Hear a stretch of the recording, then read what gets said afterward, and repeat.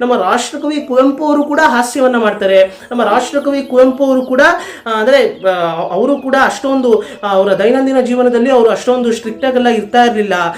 ಮತ್ತೆ ತೇಜಸ್ವಿ ಅವರು ಏನಾದರೂ ತರಲೆ ಮಾಡಿದ್ರೆ ಅದನ್ನ ಅಂದ್ರೆ ಯಾವ ರೀತಿ ಅದನ್ನ ತಿದ್ದುತ್ತಾ ಇದ್ರು, ಯಾವ ರೀತಿ ಅವ್ರಿಗೆ ತಿಳಿ ಹೇಳ್ತಾ ಇದ್ರು, ಯಾವ ರೀತಿ ಅವ್ರನ್ನ ಅಂದ್ರೆ ಅವ್ರಿಗೆ ಯಾವ ರೀತಿ ಬುದ್ಧಿ ಕಲಿಸ್ತಾ ಇದ್ರು. ನಮ್ಮ ರಾಷ್ಟ್ರಕವಿ ಕುವೆಂಪು ಅವರು ಎಷ್ಟು ಸಿಂಪಲ್ ಆಗಿ ತಮ್ಮ ದೈನಂದಿನ ಜೀವನದಲ್ಲಿ ಇದ್ರು, ಅಟ್ ದ ಸೇಮ್ ಟೈಮ್ ಒಂದ್ ಕಡೆ ಅವರು ತುಂಬಾನೇ ನಿಷ್ಠೂರವಾಗಿ ಕೂಡ ಇರ್ತಾ ಇದ್ರು ಕೆಲವೊಂದು ಪರಿಸ್ಥಿತಿಗಳು ಬಂದಾಗ ಅನ್ನೋದನ್ನು ಕೂಡ ನಾವು ಈ ಒಂದು ಪುಸ್ತಕದಲ್ಲಿ ನೋಡ್ಬೋದು ಸ್ನೇಹಿತರೆ. ಕೆಲವೊಂದು ಅಧ್ಯಾಯಗಳನ್ನ ಓದಬೇಕಾದ್ರೆ ನಮಗೆ ಅರ್ಥ ಆಗುತ್ತೆ. ಬಿಕಾಸ್ ತೇಜಸ್ವಿ ಅವರು ಇಲ್ಲಿ ಹೇಳಿರ್ತಾರೆ. ಅಂದ್ರೆ ಒಂದು ಉದಾಹರಣೆಗೆ ಹೇಳ್ಬೇಕು ಅಂತಂದ್ರೆ, ನಮ್ಮ ತೇಜಸ್ವಿ ಅವರು ಪೊಲೀಸ್ ಸ್ಟೇಷನ್ಗೆ ಹೋಗುವಂತ ಸಂದರ್ಭ ಬಂದಾಗ ಆ ಒಂದು ಪರಿಸ್ಥಿತಿಯಲ್ಲಿ ನಮ್ಮ ರಾಷ್ಟ್ರಕವಿ ಕುವೆಂಪು ಅವರು ಯಾವ ರೀತಿ ರಿಯಾಕ್ಟ್ ಮಾಡ್ತಾರೆ ಅನ್ನೋದು ಅಂದ್ರೆ ಅವರು ನನ್ನ ಮಗ ತೇಜಸ್ವಿ ಅವನ್ ತಪ್ಪು ಮಾಡಿದ್ರು ನನಗೆ ಇನ್ಫ್ಲೂಯೆನ್ಸ್ ಮಾಡುವಂತ ಪವರ್ ಇದೆ, ಆ ರೀತಿಯಾದಂತ